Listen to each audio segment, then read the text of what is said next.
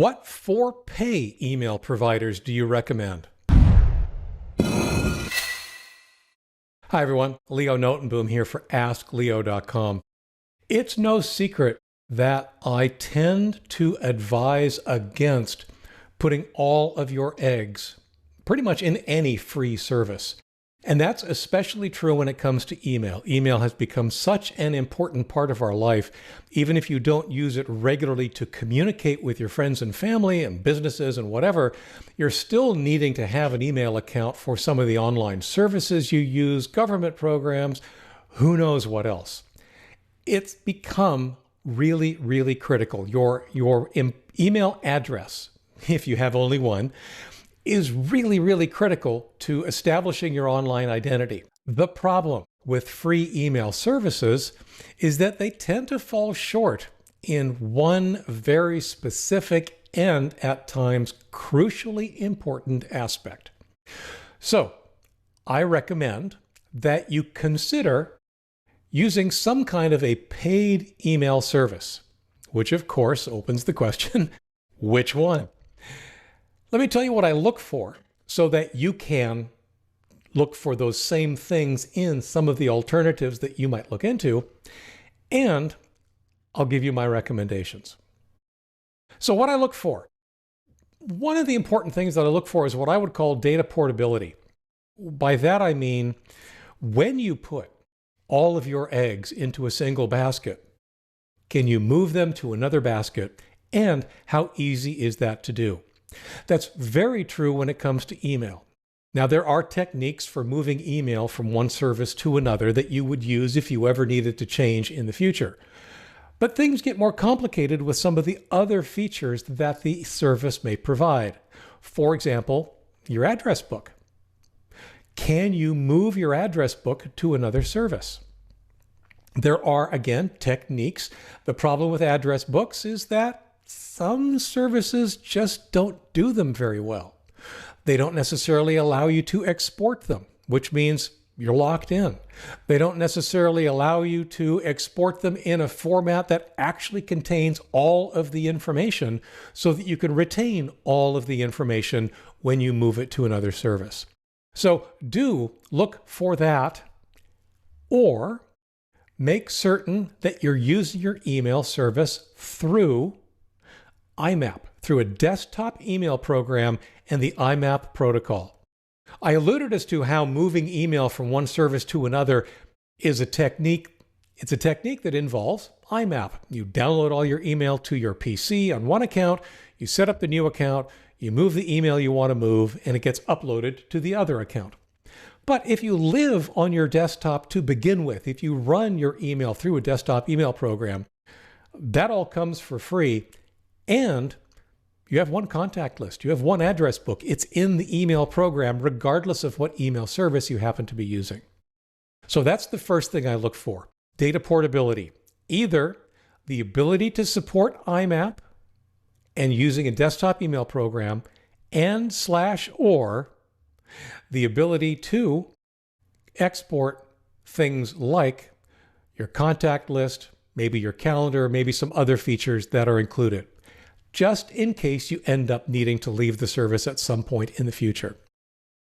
It probably should go without saying that reliability is pretty high on the list. Email is kind of interesting in that the protocol, the very protocol, is built for an unreliable system, which is actually kind of nice because it can hide some of the downtime that you might sometimes otherwise experience while using email.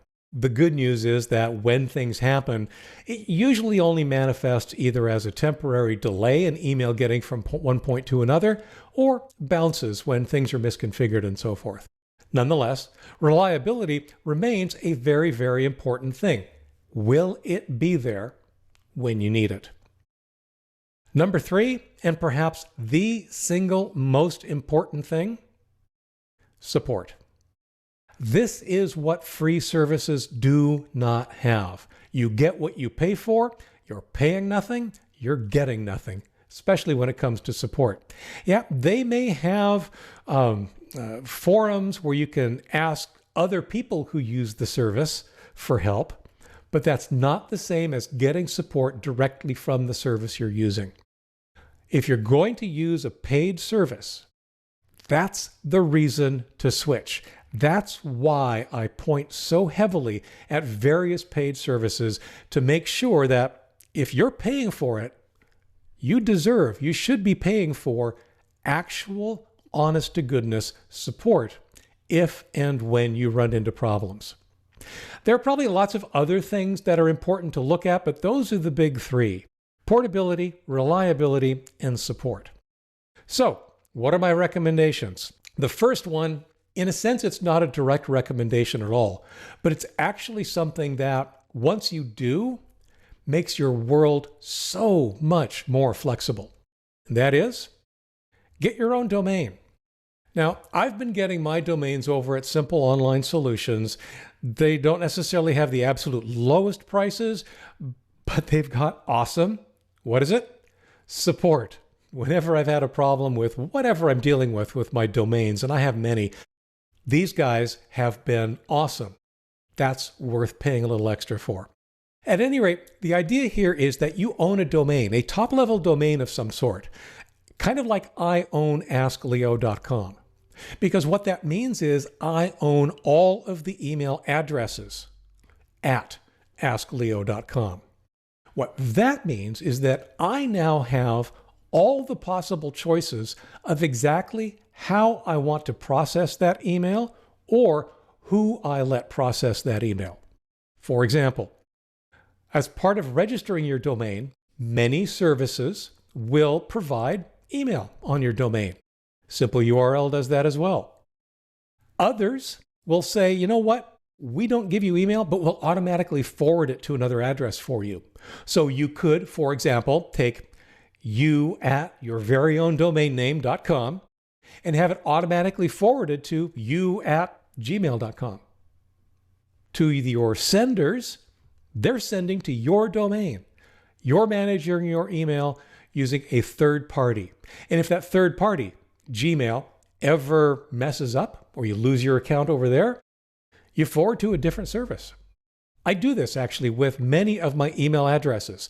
Most of them are handled by Gmail. If Gmail ever disappoints me, if I ever lose the Gmail account or whatever, I move them somewhere else. Maybe to Outlook.com, maybe to Yahoo, maybe to one of the paid services. But the bottom line here is that by having your own domain, you have all the power to do whatever it is you think is appropriate for managing your email right then and there, and you can change your mind at any time. And bonus, you never have to change your email address again. All those providers can change. How you do it can change right and left, but your email address is still your email address when it's on your domain. As long as you keep renewing that domain, it's yours forever. Just like Leo at askleo.com is mine for as long as I keep owning askleo.com. All right, that's kind of like the first pseudo suggestion because it opens up a world of possibility to you. Let's say you don't want to go there. Let's say that's too complicated. Okay, recommendation number one, ProtonMail. Proton built a business around privacy, and you can see that at proton.me, which is their home page right now. They have mail and calendar, they've got a drive, they've got a VPN service. This is one I actually pay for. I use ProtonMail for some of my email. And their business is built on privacy. You can send encrypted email. You can rest assured that nobody's peeking at your email. Nobody's using it to target advertising. It's all private. That's their business. And it's actually a pretty good email service. The interface is comfortable. The spam filter is good. It's one of those things where if I had to switch today to a different email provider, I'd probably switch my other email addresses to use ProtonMail. Now, as it turns out, I have an account here, like I said, and I'm using email, I'm using the drive a little bit, but I'm using their VPN. Again, their VPN turns out to be really good, and one of the reasons that I switched from my prior recommendation of TunnelBear, which is also good. But proton.me is probably my number one recommendation simply because I know that if something happened in my world, I'd hightail it to their service right away. There is a free tier at ProtonMail, which makes it useful to try out. The other suggestion, and this is not one that I've actually tried myself, but one that's been around for so long and that I've heard so many good things about, is fastmail.com. Same idea. It's a paid service. They have a really good email interface. They have really good email services. There is no free tier. There may be a trial, I'm not sure. But the bottom line is that this is another one that if I needed to switch and Proton didn't work out for me for some reason, these are the guys I would check next. My third recommendation is a little weird because by itself, it's not a very good recommendation. That recommendation is your ISP. When you got your internet connection to your home or your business, chances are that included some amount of email processing, email services. Email addresses were very likely included with that service. The good news here is that by definition, there's support. You're paying them every month for your internet connection. There better be somebody you can call to get help. If you use their email, then they should be able to support their email. Now, the reason I say this isn't a very good selection in and of itself is that your email address is tied to your ISP. So if you ever move or you change your ISP or whatever, all of a sudden that email address that you had for however many years stops working. There's really no way around that. If you move, if you change ISPs, that old email address will stop working. But I've actually already recommended the solution for this. And that was my very first recommendation. Use your own domain name. Get your own email address on your own domain. I own askleo.com. I get email at leo@askleo.com. I could forward all that email to my ISP's email address, the address that the ISP gave to me. And when I leave the ISP, I forward it somewhere else.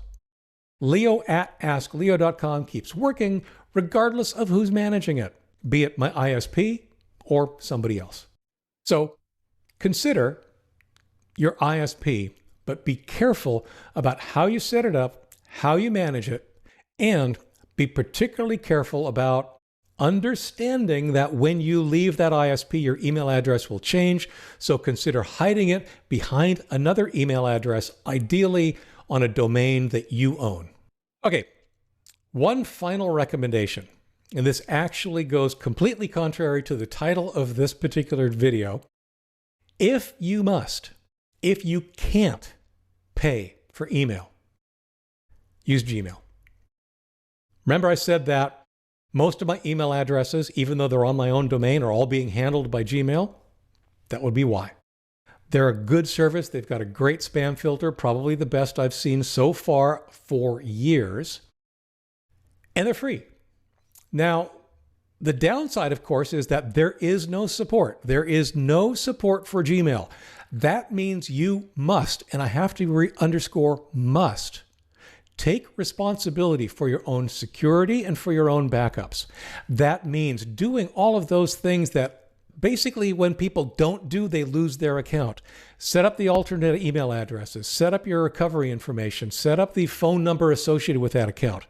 That way, if something ever happens, if a hacker ever gets your password or you don't have two-factor authentication, you've got a way to get back in. Because if you don't, you can lose the account forever.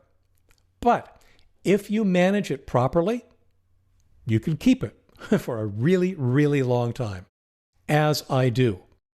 Now, the other thing that's important here, and I've kind of glossed over with some of the other solutions, but it really is true for the other solutions as well. It's more true for Gmail than it is for a paid solution. And that is back up your email. Get a desktop email program, configure it to download your Gmail using IMAP. That way, if you lose your account, if you lose access to your account for any reason, and Gmail support, which does not exist, can't get you your account back, you haven't lost your email. It's on your machine. Backing up is especially important if you elect to continue to use free email services. The bottom line here is very simple. Take responsibility. Email is critical. Doesn't matter how much you use it, especially if you are forced to have an email account because of some of the other things that you do online. It may even be more critical that you take responsibility for setting it up properly, backing it up properly, securing it properly. That might mean it's more important than ever to use an email service that has support. Hopefully I've given you some ideas, some things to look for at least.